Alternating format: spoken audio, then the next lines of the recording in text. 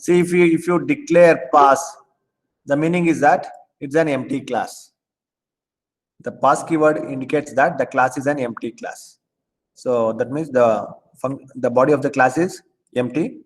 After that, as part of the main code, we are creating one object p1 of type point and p1.x. This is the instance variable. This is called as the instance attribute or the instance variable, and that belongs only to p1.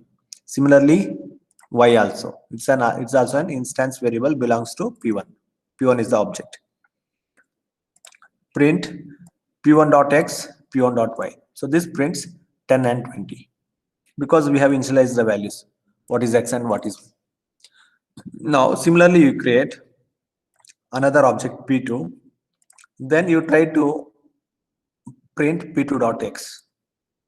Okay, p2 doesn't have any attribute by name x, so that's why it displays error. Look at the error. What is the error? Point object has no attribute x.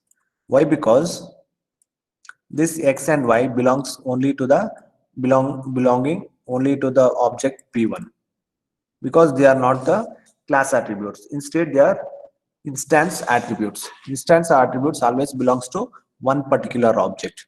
That means they are not shared between the objects.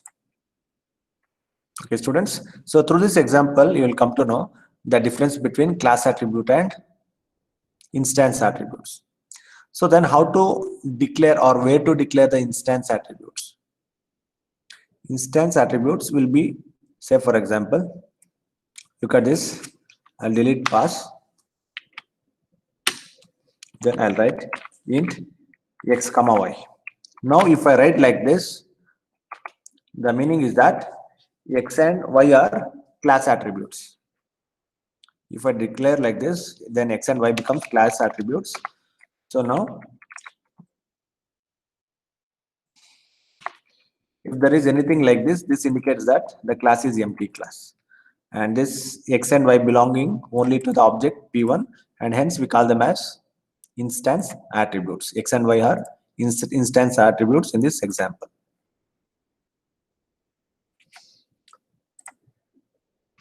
Okay, now look at another example.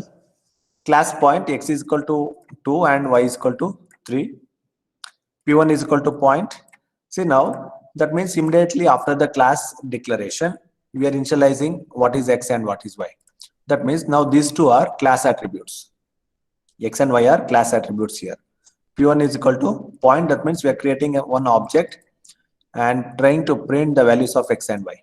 That is 2 and 3. That is fine. Now create one more object p2. Once again, extract p2.x and p2.y. Once again, the same values are displayed, 2 and 3. Why? Because now it doesn't generate any error, because these two are class attributes which can be shared, or each object will maintain one copy of x and y. Now p1 is also having one copy of x and y, and p2 is also having one copy of x and y. Hence, you don't get any error in this statement. Students, anything you want to ask? Hello? Today we'll see one demonstration also. Today I'll see one demonstration program also. Okay, now you'll see one problem. So how to model a rectangle. Okay, so now the problem statement. Now look at here. It is possible to make an object. Listen to the problem statement. This is a problem statement. It is possible to make an object of one class as an attribute to another class. To illustrate this, consider an example of creating a class called rectangle. A rectangle can be created using any of the following data. So that means, look at here, how to create a rectangle. There are two possibilities. By knowing width and height of a rectangle and one corner point, ideally the bottom left corner, in a coordinate system. That means when you know what is the height and width, and if you know one corner point, then you can create a rectangle. So corner point decides from where you can create from where you can start creating the rectangle. So for that purpose, you need to have corner point. Okay, you may be thinking just height and width are enough. Why sir is telling about the corner point? So this corner point will decide from where you can start creating the rectangle. For that purpose, we need one corner point and preferably the bottom left corner point. And the second, what is the second option is, just if you know two opposite corner points, then also you can create a rectangle. Okay, so instead of knowing height and width, just if you know two opposite corner points, just with this data also you can create a rectangle. Now let us consider the first technique, that is by knowing height and width of a rectangle and one corner point, how to create a rectangle. Write a class rectangle containing numeric attributes width and height. So numeric attributes means preferably integers. This class should contain another attribute corner. So rectangle should contain another attribute by name corner, which is an instance of another class point. So that means, students, here we are going to deal with two classes. One is rectangle class and another one is point. Corner class should contain, rectangle class should contain another attribute called corner, which is an instance of another class. That means now rectangle should contain the corner as the attribute, but that should be the instance of point class. Okay, I'll show you how to do that. Implement the following functions. So here now you need to implement the functions. So these are the functions. A function to print corner point as an ordered pair.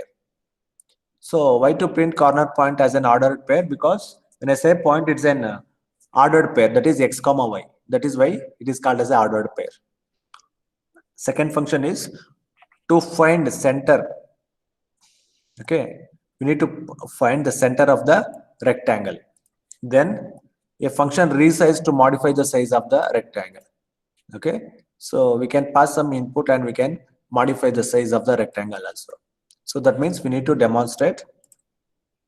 So how to print the corner points as an ordered pair, then how to find the center of the rectangle, then how to find the resize of the triangle. Sorry, how to modify the size of the rectangle. So these are the things that we need to implement.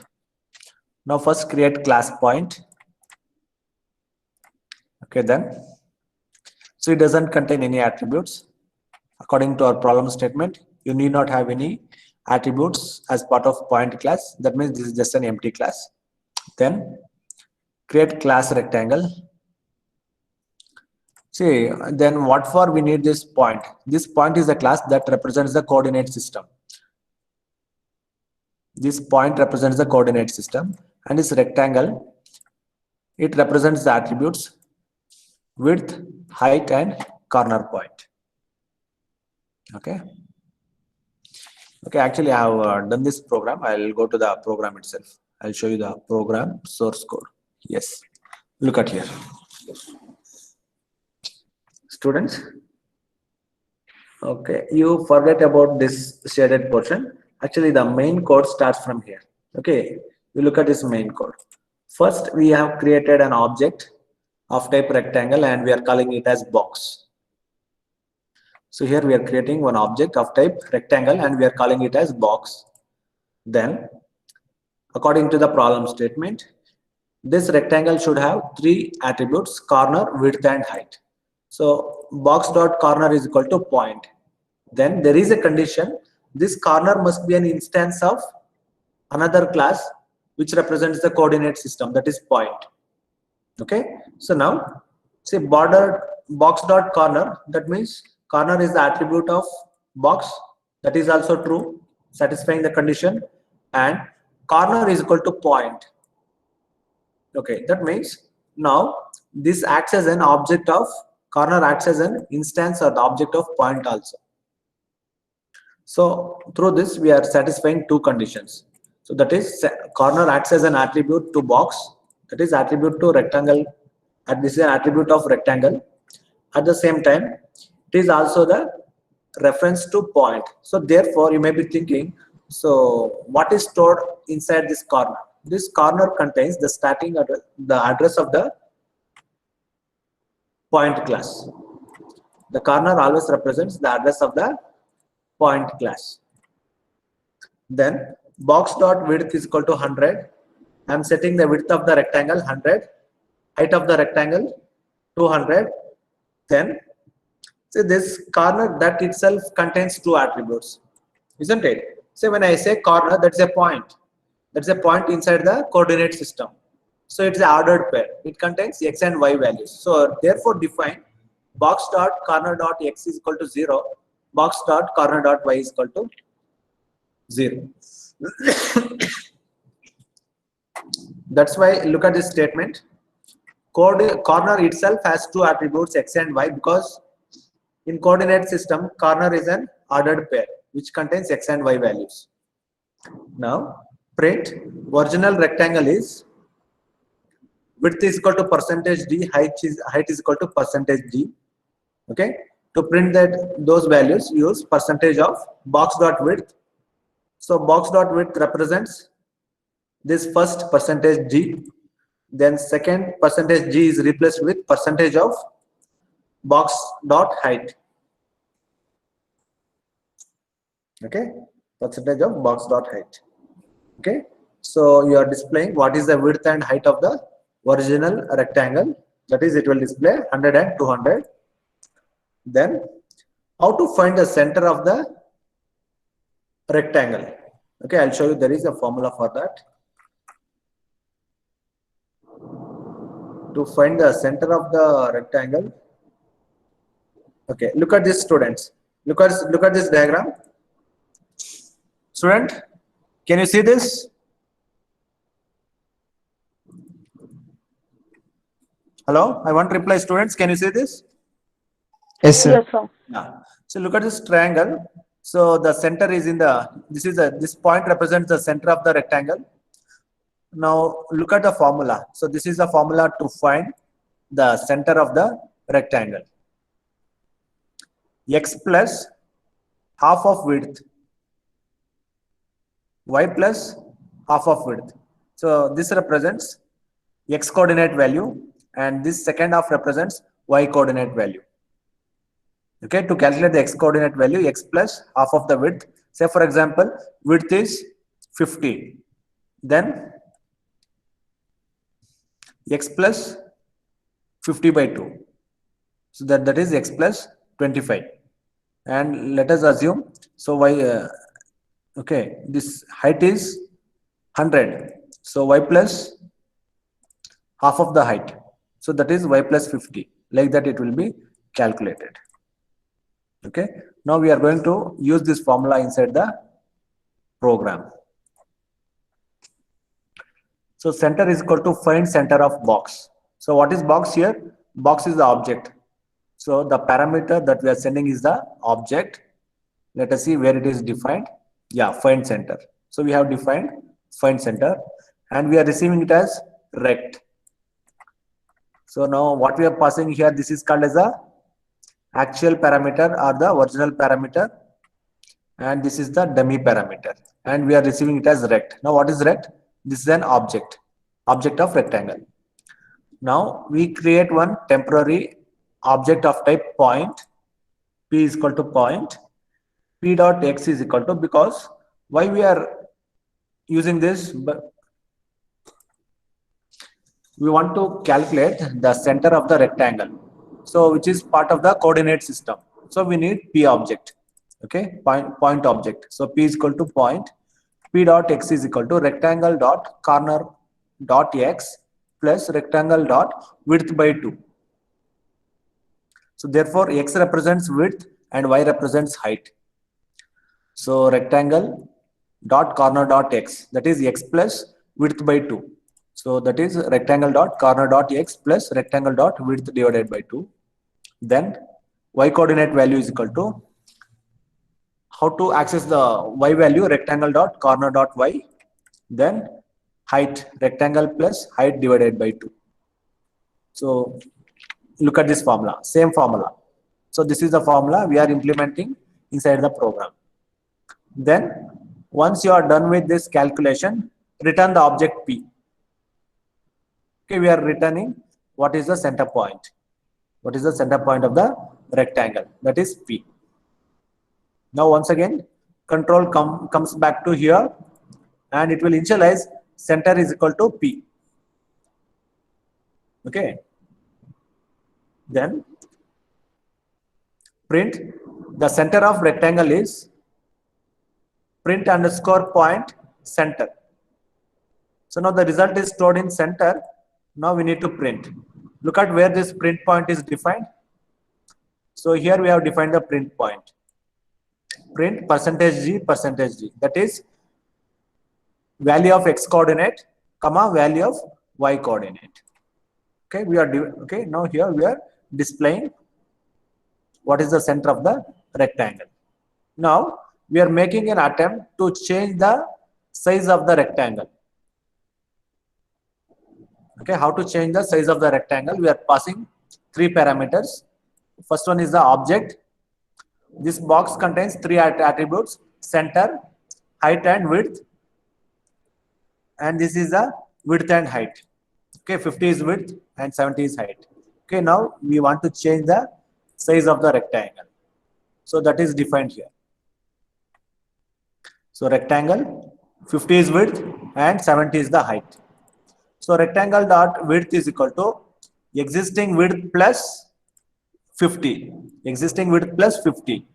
Rectangle height is equal to existing height plus 70. Because here you are sending here 50 and 70. 50 is the width and 70 is the height. Okay, therefore rectangle width is equal to existing value plus 50 and height is equal to existing value plus 70. So you are resetting the size of the rectangle. Then you print it.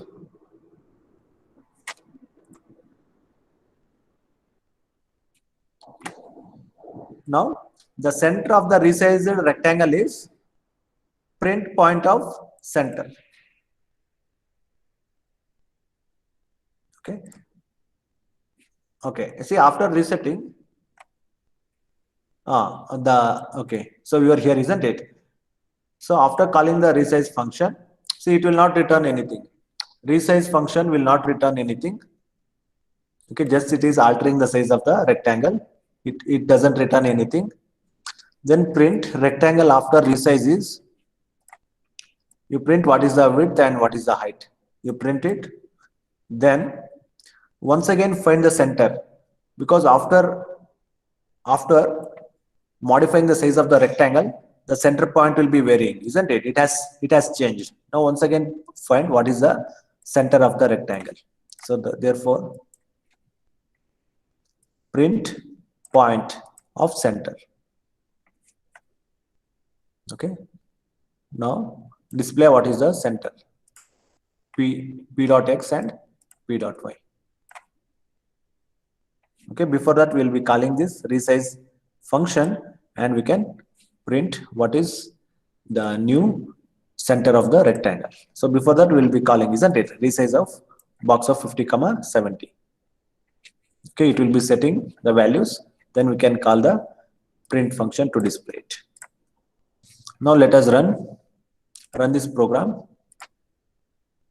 Look at here, original rectangle is width is equal to 100 and height is equal to 200, and the center of the rectangle is 50, 100, because 50% of 100 is 50 and 50% of 200 is 100. So this is the center of the rectangle. Then rectangle after resize is width has become 150 and the height has become 270. Therefore the new center after resizing is half of 150 is 75. You can see here. Then half of 270 is 135. Okay. Then now let me change the values. Now I'll make this as 150 and this as 250. Okay. Then save the code. So before running the program, you make sure that you will save the program, then run. Now look at here.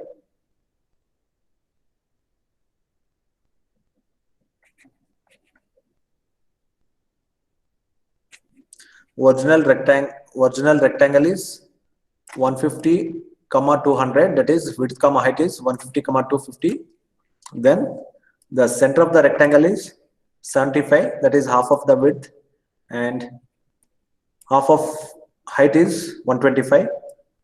Then after resize, width is equal to 200 and height is equal to 320, and the new center is 100 comma 160.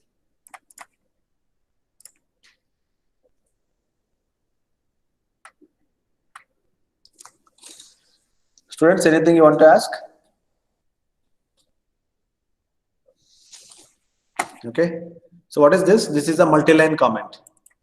Okay, so this is how you can represent multi-line comments. Here you can leave blank after double quote, or if you do not leave blank also to represent multi-line comment, that is okay. And from here the main code starts. Then you may be thinking, what is this?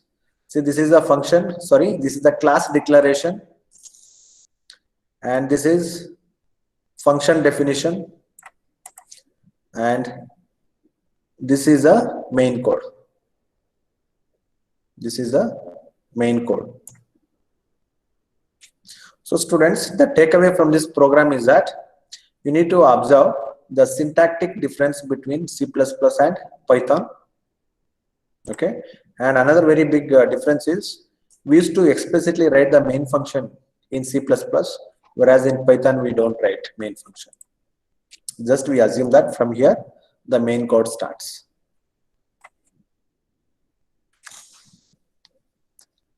Students, anything you want to ask?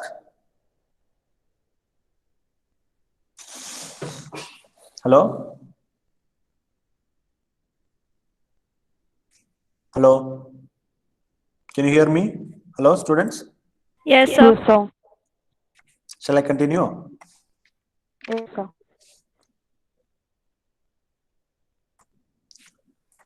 Okay, now let us see the memory diagram of this program.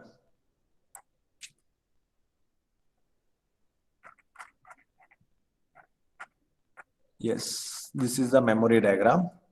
Look at here, students. See here, we had created within the main function two objects, that is box and corner.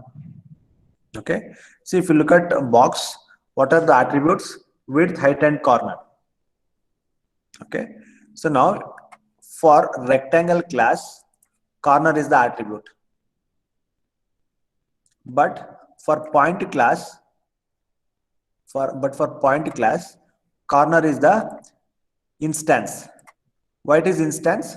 Because you look at the source code.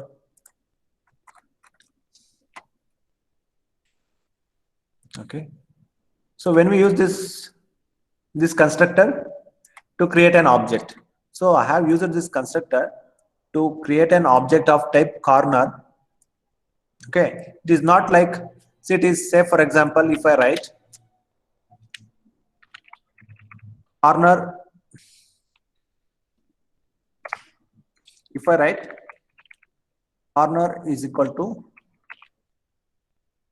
point, then the meaning is that corner is an object of point. Now in this statement, corner is not having any relation with the rectangle. Okay, here corner doesn't have any relation with the rectangle. But if you look at this statement, it is box dot corner. That means corner is the attribute of box. So what is box? Box is the object of rectangle. That means this corner is the attribute of rectangle class. Okay, so that you need to understand, students. So that's why now here corner is the attribute for rectangle, but this corner itself has two attributes, that is x and y, and we have initialized it to 0, and this corner is an object of point. So now this is the object diagram of our program.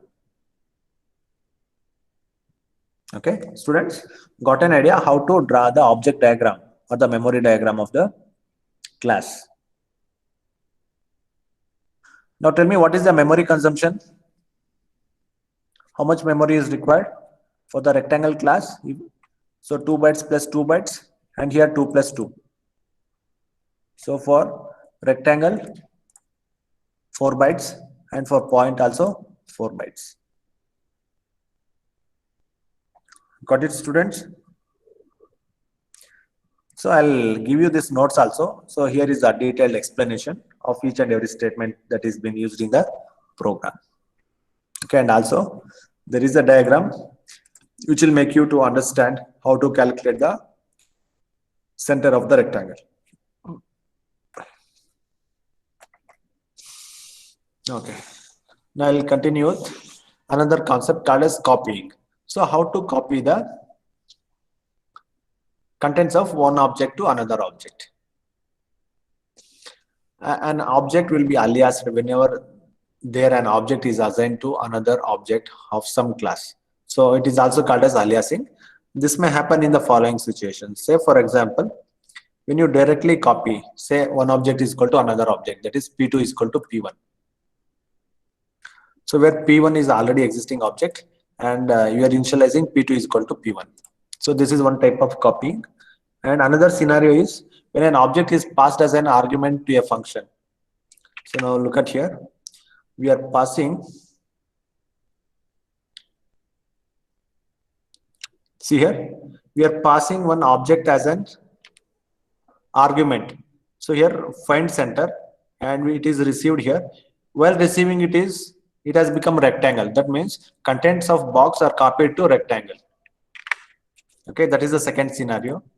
This is one scenario where you will be copying the object. This is the first scenario, and this is the second scenario where you will be copying the object. And the third scenario is when an object is returned from a function. Okay, I'll show you. So here we are returning P. What is P? P is an object of type point, and we are returning P. So then where it will be copied? In the main function. So where we are calling, yeah, so here. So now center, it will copy center is equal to P. So here also it is copying center is equal to P. That means P is, now the P is the existing object and center is the new object. So center is equal to P. So therefore these are the three situations where we may have to copy the contents of one object into another object. The last two cases have been understood from two programs in the previous sections. So from this program we understand. Let us understand the concept of aliasing more in detail using the following program. Now students, let us understand how this concept of aliasing will work. Okay, so we have class point and pass. This indicates point is an empty class. Then creating one object P1, then P1 dot x is equal to 10, P1 dot y is equal to 20, P2 is equal to P1. Now if you print P1, what it will display? So main dot point object at, this is the hexadecimal address. So this is displaying the address of the class in hexadecimal format. So this is the address of P1. Now what is the address of P2? This is address of P2. So that means both are having the same address. That means when you do copying,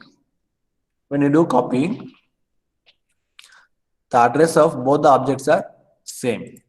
Now therefore, look at the memory diagram.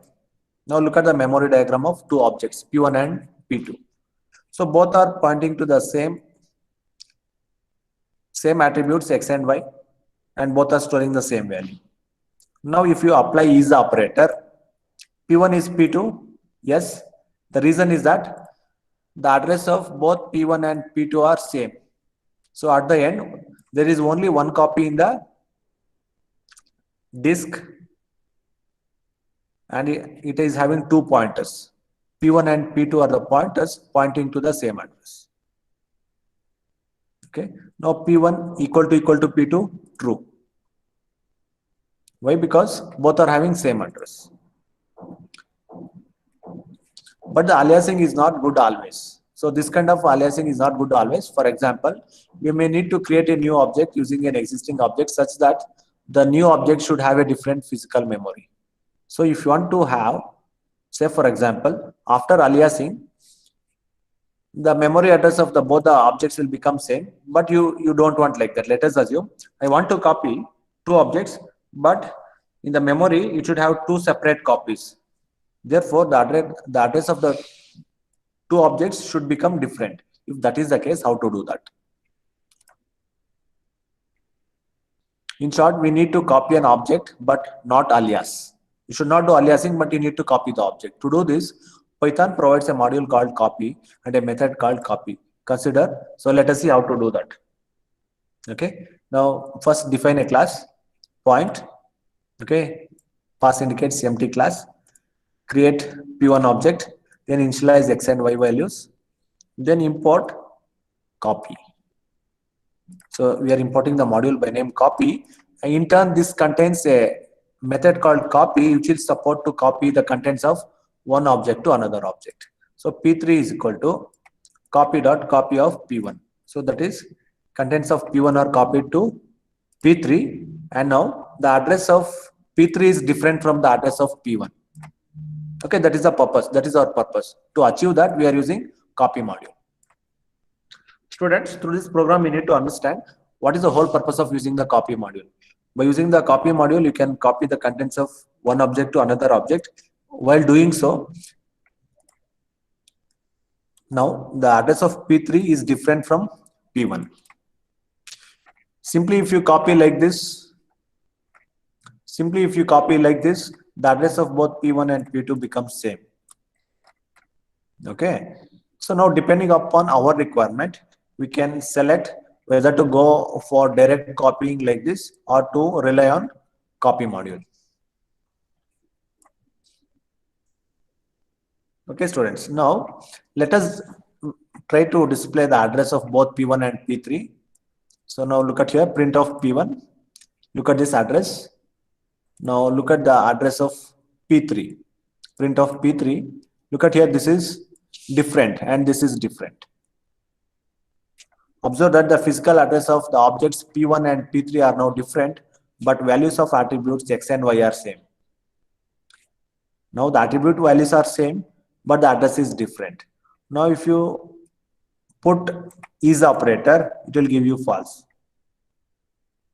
Even though the attributes are same, it is giving false. Why? Because it will just check its address, memory address. So the memory address of P1 is different from P3, hence it is giving false. Similarly, when you apply equality operator, it is also giving false. Here the is operator gives the result as false for the obvious reason that P1 and P3 are being two different entities on the memory. So both are two different entities. Both are having its same different physical existence. But why equal to operator is generating false? See, actually, when we apply equal to, it has to compare with the values, isn't it? But why it is not doing? So that is actually one of the drawback of Python. That means Python cannot apply equal to symbol for user-defined types. Now P1 is a user-defined type, isn't it? P1 belongs to class point. So that's a user-defined type. So that's why here it is returning false. Python cannot understand the meaning of equality on new data type. So this is a new data type. Okay, what is the data type of P1? Point. Its data type is point, which cannot be understood by Python. So that's why it is returning false. Note, if we need to define the meaning of equality operator explicitly on user-defined data types on class objects, then we need to override the method equal to inside the class. Okay, that we'll see how to override equal to operator. That's a different concept that we'll see later.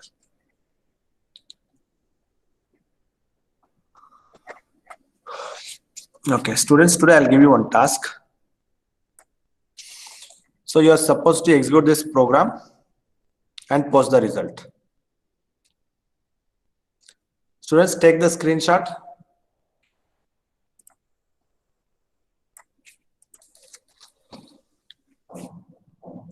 Hello, everyone. Take the screenshot.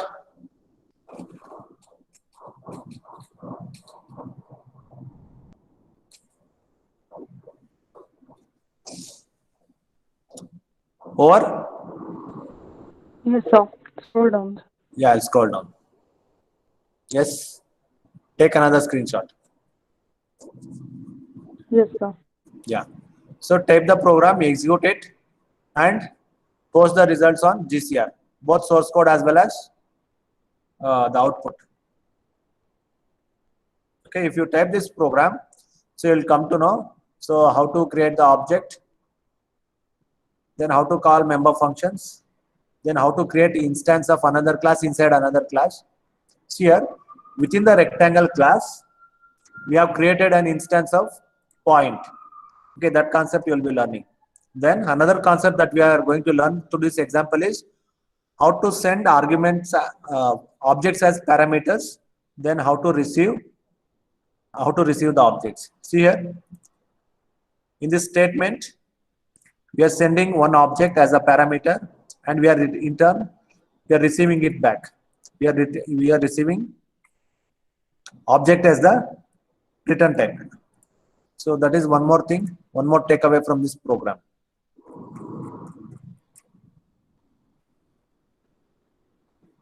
One minute, I'll take the attendance. By the time you can start typing the source code, students, you can start typing the program. By the time I'll take the attendance.